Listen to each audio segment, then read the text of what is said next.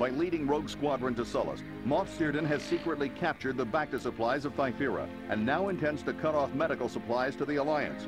Free Thyferra and defeat Serdon once and for all. Alright, so this is actually the penultimate mission of the story of Star Wars Rogue Squadron. This is Moff Serdon's Grandmaster plan to take over Thyferra, where the Bacta plants are grown. If you remember watching The Empire Strikes Back, the tank that Luke is recovering from the Wampa ice creature attack is lined with Bacta, and that's what basically the healing potions are made of in Star Wars. That's basically their antiseptic, their miracle healing potion, whatever else it's used for. Basically, without the Bacta, the rebels do not have any medical supplies, which means that anybody who gets shot is pretty much dead. So, we've got to go and stop Moff Serdon from taking all of that stuff away from us. Multiple choice. We're sticking with the X-Wing, obviously, since it's our first time through this mission. Yep, this mission is actually going to be somewhat difficult. It's not Sullust, but it's not easy. This is it. Thyferra. Be careful, team. We've got to hit Imperial targets only. Avoid civilian casualties at all costs. We can't afford to lose those Bacta containers, so be careful. Alright, so this mission is another destroy all mission, sort of like Sullust. The enemy requirements and the mission itself require that you actually kill all of the enemies in the entire mission. But there are also civilian targets here for you to avoid. Those round containers there are rebel allied, so that if you take them out... Oh, upgrade! Sir, we found some cluster seeker missiles. Cluster seeker missiles, the game breakers. I'll get into those at another time. Right now, basically, our job is to destroy all of the square-shaped bunkers, turrets, and TIE fighters, and leave the round bunkers and containers alone, because those are rebel allied or neutral, and we don't want those to get blown up. Die. Alright, so this mission, like I said, it's not the hardest, but it's not easy. There are other missions, in my opinion, that are a lot harder than this one, especially later on missions like Sullust and Fest, but this mission isn't exactly a cakewalk. You have a couple of allies here. They're not going to be that much help to you because they fly on predetermined paths, and the AI is programmed. There are 4 or 5 TIE fighters, TIE interceptors, that will follow you across the entire map, seeking and destroying. I'm hit! Rear shield's down! See that guy right there? He's out for my blood. There are a couple of wing pairs of TIE fighters that are going to be flying around, not doing much, and you're going to want to take them out too, because this mission actually requires, oddly enough, this mission requires that you kill all of the enemies. There are exactly 45 enemies in this level, and you have to destroy them all and leave as many civilian targets intact as possible.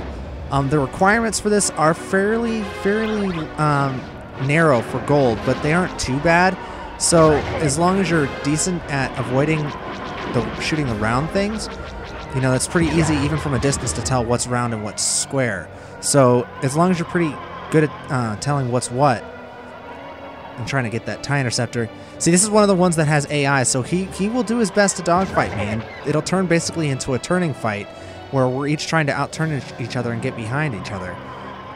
Where is he? He must have been below me. See, that's the thing. The AI in this game doesn't come into play until very late in the game, but it's actually extremely well programmed and intelligent AI for dogfighting. It's really, really hard to beat them in a one-on-one dogfight unless you're a really, really good pilot. Gotcha. Nope, he didn't die. So, and that's another thing. The enemies to this point in the game have actually been scaling up their defense a little bit. So you may notice that an AT-ST can actually take a hit from a proton torpedo and not die instantly. TIE interceptors and TIE fighters can take hits likewise and not go down. We've lost the Bacta container. We can't afford to lose much. You'll get messages telling you that the Bacta containers are being taken out, and you're gonna, you know, each message corresponds with, I think, 2 or 3 getting destroyed. If more than 5 get destroyed, I believe you missed out on your chance for gold. But it's I can't remember exactly what it is. Like I said, it's fairly narrow, and the enemy is going to end up destroying some no matter what you do. But It's not as bad as Fest, for instance, where you only have 3, and if any of them die, then you're going to lose. It's a little bit better than that. Sounds like we lost our 3rd wingman, so we're actually on our own now. Yeah, see, that TIE Interceptor just took a burst and he didn't die. Gotcha. This is actually a great place to dogfight because the TIE Interceptors, they're intelligent enough not to know not to slam into the ground, but at the same time, it limits their flight plane to just 1. They can't fly any higher than this for some reason. So you're basically in a 2D dogfight, which makes it much, much easier. Alright, so you're going to want to close your S-foils as often as possible to gain a little speed, because the one of the other requirements, aside from the friendlies, that's really narrow in this mission, is the time. You only have about 5 minutes to be able to finish this entire mission, or else you're done. You're not gonna gold it. Gotcha. All right. Okay, so we're almost done here. Yikes, missed one there. Like I said, there are a lot of TIE fighters that are gonna be flying around trying to take me out. Most of them, if you stay in the middle part of this level, they'll fly to you, and then you can take them out one by one. But obviously, you don't really have time for that until you get really towards the end of the mission, and if you have a little surplus of time after you destroyed pretty much everything else.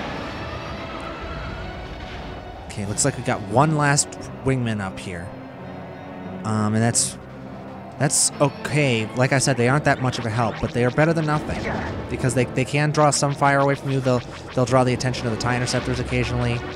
Most of the time, though, the AI ignores them and goes straight for you, which, you know, game mechanics aside, it makes sense for them to go after Luke Skywalker as opposed to anybody else in Rogue Squadron, considering that he's the kind of the one who killed the Death Star and everything like that. So I'm out of proton torpedoes. So thankfully, though, our advanced lasers can chew through their improved armor quite easily. There are a few missile turrets in this, but nothing compared to the massive unfairness of... Commander Skywalker. So you're the young man who destroyed the Death Star. Hello, Serdon. Alright, so Serdon... Serdon's assault shuttle is actually the hardest dogfight in the game. Not only is it intelligently programmed, just like a lot of the TIE Interceptor AI, but he also has lasers and missile turrets at his disposal.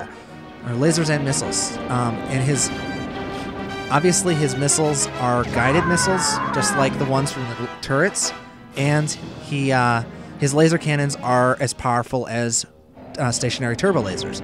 So he is actually the hardest dogfight in this game, harder than all the TIE Interceptors and everything else in this level. So what you want to do is, if you can, sit back and pound him with missiles. Too bad you didn't join the Empire. I could have used a pilot with your skills. And the thing is, his ship's armor is really, really thick. So, there we got him. A few proton torpedoes and he goes down like a chump. Woohoo! Great job, Rogue Squadron. The Imperials won't get Thyferra now. Hey! Hey, where are you? Down on the ground, still waiting for someone to pick me up. I'm on my way, Kaysen.